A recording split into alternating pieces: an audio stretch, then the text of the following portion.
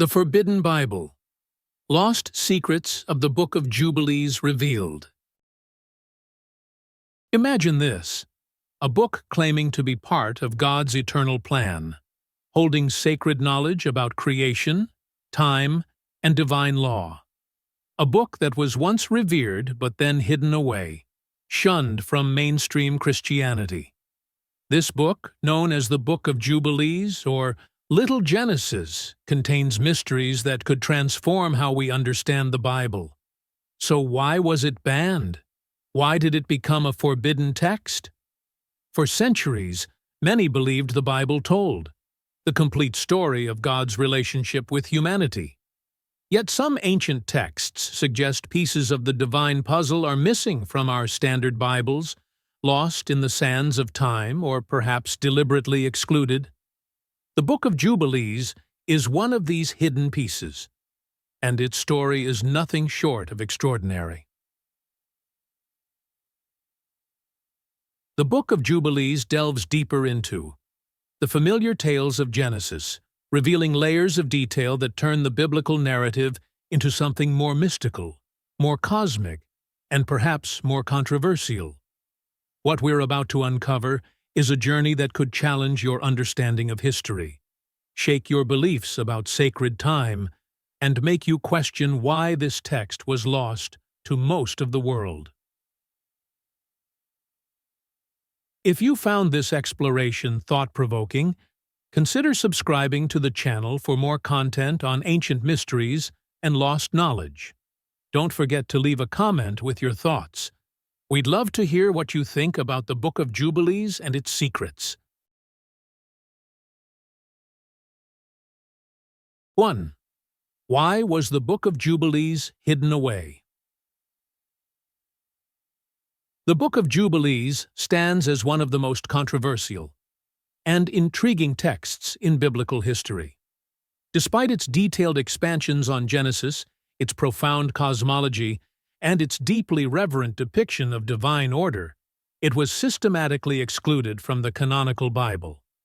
Today, it remains preserved primarily within the Ethiopian Orthodox Church, a community that has steadfastly maintained this sacred text even as much of the world moved on without it. But why? What was it about Jubilees that warranted its rejection by the mainstream Christian and Jewish traditions? The exclusion of Jubilees speaks to the power of ideas. This book doesn't simply recount familiar biblical events. It reinterprets them through the lens of a divinely structured cosmos, one that challenges our conventional understanding of time, law, and spiritual authority. It presents a vision of the world meticulously governed by God's commands, a vision in which humanity's relationship with time, ritual, and morality is not a human invention, but a divinely orchestrated framework. This radical worldview and the theological implications embedded within it made Jubilees too provocative for the emerging orthodox traditions of Christianity and Judaism. One reason Jubilees may have been hidden away lies in its challenges to emerging orthodox beliefs in the early centuries of the Christian and Jewish communities. During this period, religious leaders sought to consolidate and clarify doctrine. For both faiths, establishing a standard, universally accepted canon became a critical means of uniting believers and defending against heretical ideas. The inclusion of Jubilees, however, would have complicated this process. Its content directly questioned some accepted practices and interpretations, challenging the foundational principles that leaders were working to solidify. For example, Jubilees emphasizes a strictly solar calendar, claiming that this calendar, meticulously ordered into 364 days, was part of God's original design. Unlike the widely accepted lunar calendar, which was followed by many ancient cultures, the solar calendar presented in Jubilees was seen as sacred, divinely instituted, and rigidly perfect. According to the text, using the lunar calendar led to deviation from God's will, creating spiritual disorder. This was a direct challenge to both Jewish and Christian practices, which had embraced lunar or lunisolar calendars as part of their religious observance. Embracing Jubilees' perspective would have required a dramatic rethinking of timekeeping practices that were deeply ingrained and culturally important. Moreover, Jubilees implies that the laws observed by the patriarchs, Abraham, Isaac, and Jacob, were not merely cultural or situational, but part of an eternal, cosmic order. This suggests that the law given to Moses wasn't new, but rather a restoration of ancient laws followed by humanity's earliest ancestors. By proposing that divine commandments existed long before Moses, Jubilees complicates the traditional understanding that views the Mosaic Law as a unique covenant with Israel. This idea of a universal, pre-existing law would have made it difficult to uphold a view that distinguished Jewish and Christian practices as uniquely chosen or set apart. Another reason the Book of Jubilees was suppressed lies in its radical approach to time. According to Jubilees, time itself is sacred, part of God's divine order, and is meant to be respected and observed precisely as commanded. The solar calendar presented in Jubilees ensures that all holy days fall on the exact same day each year, creating a perfectly balanced, unchanging framework for sacred observance. This calendar, the book claims, was meant for humanity to follow in perfect harmony with God's will. In a world that was increasingly adopting the lunar calendar, Jubilees' rigid solar timekeeping felt foreign, inconvenient, and potentially heretical. The idea that humanity was not just allowed, but commanded to live in accordance with a specific divine calendar was difficult to reconcile with the everyday realities of agricultural societies, where lunar cycles were far more practical. For leaders who were striving to make religion accessible, functional, and unifying, Jubilees' complex and demanding calendar could have been seen as a disruptive element, one that might alienate followers rather than inspire them. The concept of time in Jubilees is further complicated by its insistence that angelic beings are responsible for keeping it. Angels, it argues, oversee the sun, moon, and stars, ensuring that these heavenly bodies adhere to divine rhythms. This portrayal of time as an aspect of the cosmic angelic order clashes with the more human-centered worldview that emerged in both Christianity and Judaism. In this vision, humanity's place within the universe isn't merely about individual faith. It's about being part of an unbreakable cosmic structure, a notion that might have felt too mystical, too restrictive, or even too deterministic for an increasingly individualistic faith community. The Book of Jubilees invites believers to reconsider their understanding of humanity's relationship with God's commandments, history, and the structure of the cosmos itself. Its exclusion from the canon didn't erase it, but it did marginalize its teachings, leaving its insights to a few devoted traditions. Today, however, as modern seekers and lovers of wisdom, we're given an opportunity to reconsider and rediscover these ideas. As Americans, with a cultural heritage that values freedom, exploration, and questioning, we may find something deeply resonant in Jubilees. Our national identity often champions individuality, and our religious landscape is one of diversity and constant rediscovery. In this context, the Book of Jubilees presents not only a historical curiosity, but also a profound opportunity.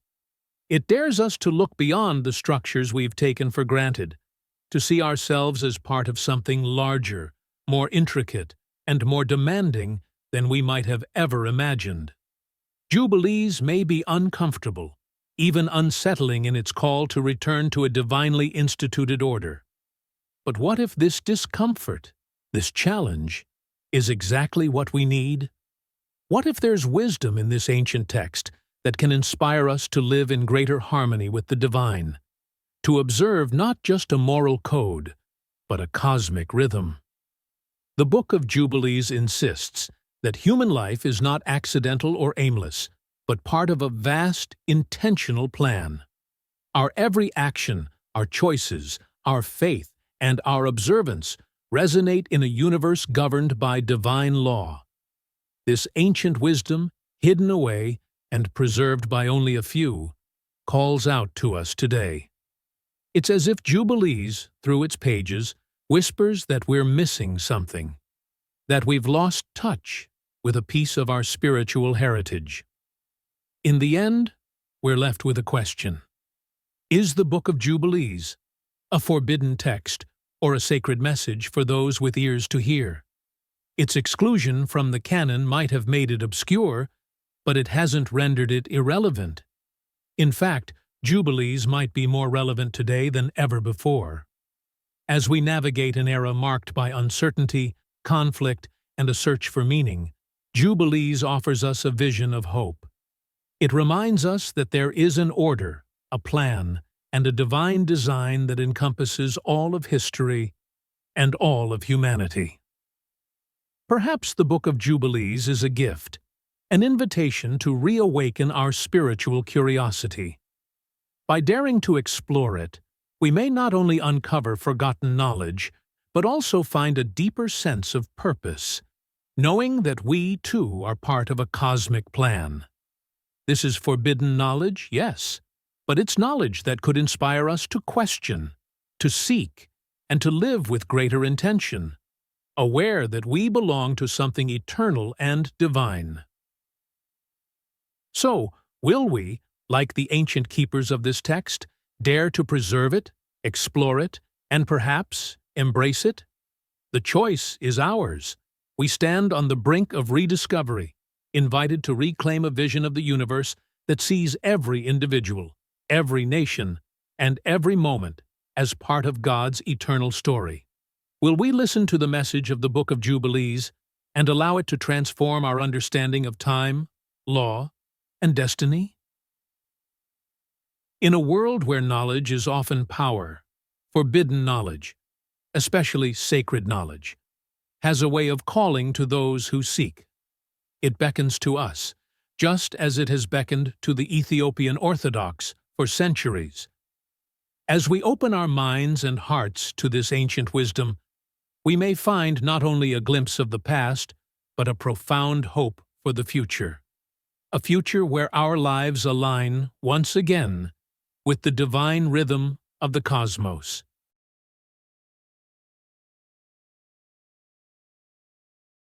Two, the End Times, Prophecy and Redemption. In one of its most powerful sections, the Book of Jubilees turns its gaze toward the future, predicting a time when Israel will endure trials, exile, and suffering. A prophecy that aligns eerily with the history of the Jewish people. Yet Jubilees promises that this hardship is not the end of the story. There will come a time of restoration, when Israel will return to its land and renew its covenant with God. This restoration is not merely political. It represents a profound spiritual renewal, a realignment with the cosmic plan inscribed on the heavenly tablets. According to Jubilees, this period of redemption follows a divine timeline, one that will ultimately bring about the end of evil. In the final judgment, angels will descend to separate the righteous from the wicked. The forces of darkness, led by a being named Mastema, often associated with Satan, will be bound and cast into an abyss, ensuring that evil is forever defeated. The righteous, then, will inherit a world free from corruption, governed by the laws of God, a world where divine order is finally restored. This vision of the end times offers new dimensions to our understanding of prophecy. In the Book of Jubilees, the end of the world is not solely about punishment or reward. It is a cosmic reconciliation, bringing all of creation back into alignment with God's will.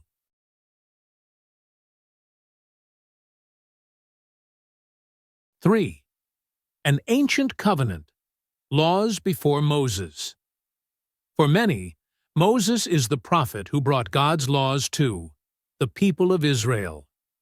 He received the 10 Commandments on Mount Sinai and guided his people according to divine commandments. But what if these laws existed long before Moses? The Book of Jubilees presents a striking claim. Abraham, Isaac, and Jacob, the great patriarchs of Israel, were already observing divine laws, including the Sabbath, long before these commandments were given to Moses. Jubilees asserts that angels delivered these commandments directly to the patriarchs, guiding them to live in harmony with God's eternal plan. This suggests that Moses wasn't introducing a new set of laws. Rather, he was restoring ancient commandments that had been woven into the divine order since creation. By following these laws, the patriarchs were not merely acting righteously. They were aligning themselves with a cosmic plan, fulfilling their roles within God's intricate design. Consider the implications of this revelation. The idea that God's laws are not confined to one people, one era, or even one world. These commandments govern not only humanity, but all of creation. Angels observe them in heaven, just as humans are intended to follow them on earth.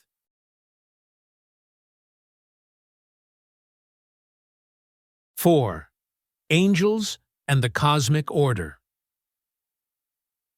One of the most remarkable aspects of the Book of Jubilees is its depiction of angels, not merely as messengers, but as cosmic beings tasked with maintaining the universe's balance. According to Jubilees, these angels do not simply dwell in heaven, observing from above. They are woven into the very fabric of creation, charged with regulating time, seasons, and the elements. Imagine a world where angels oversee the rising and setting of the sun, the changing of the seasons, and the movement of the stars. This is not merely mythology. According to Jubilees, it is reality.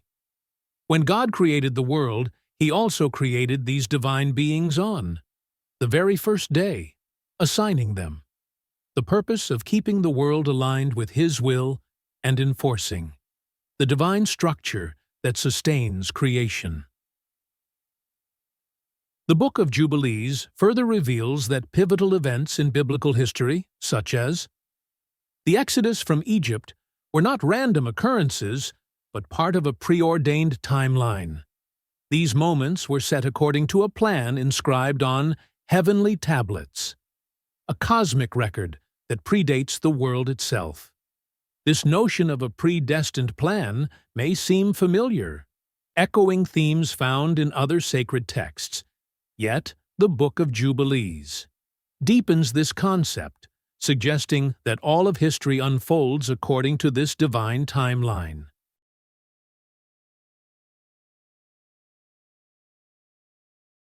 '5. Sacred time. The forgotten divine calendar. In our modern world, time governs our lives. Our days are ruled by calendars, clocks, deadlines, and routines. But what if our very concept of time is mistaken, leading us to live out of sync with God's divine order? According to the Book of Jubilees, this is precisely the case. Jubilees introduces a sacred calendar of 364 days, a solar calendar upheld by angels and aligned perfectly with God's original design for the universe. This calendar is not merely a means of marking time. It is a way of living in complete harmony with divine will.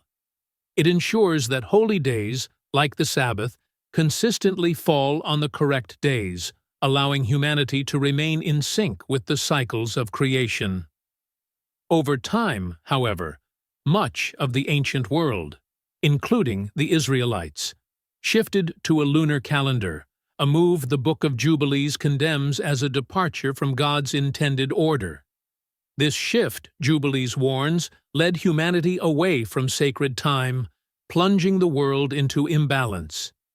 It suggests that by returning to the solar calendar, we could realign ourselves with God's plan, opening the possibility of restoring order to our world. Today, the Ethiopian Orthodox Church is one of the few traditions that still observes this divine calendar, preserving the teachings of the Book of Jubilees. Could it be that this church has safeguarded a crucial element of God's design, one that the rest of the world has forgotten?